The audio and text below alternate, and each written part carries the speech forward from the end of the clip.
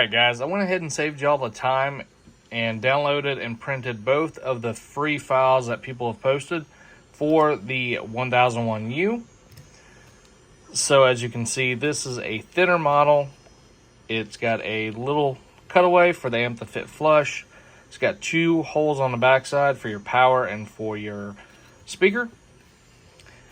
And also has venting. This one also has venting, but is solid.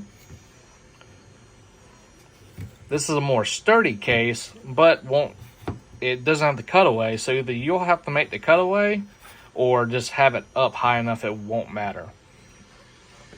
So both great models. Let's see how they fit.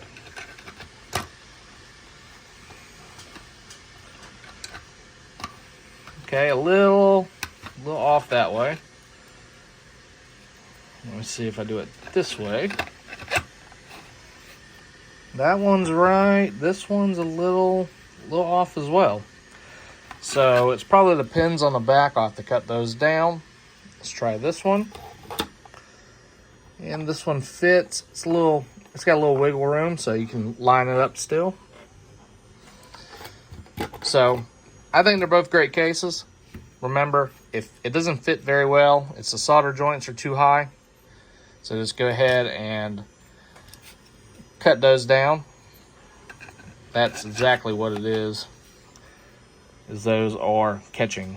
So simple fix, both great prints. This one's lighter, thinner. So if you need something thicker, I'd probably go with this one. If the box is going to be, an extreme condition box where it's going to get beat around, this one might hold up a little better. But I think this one will do just fine for most applications too, though.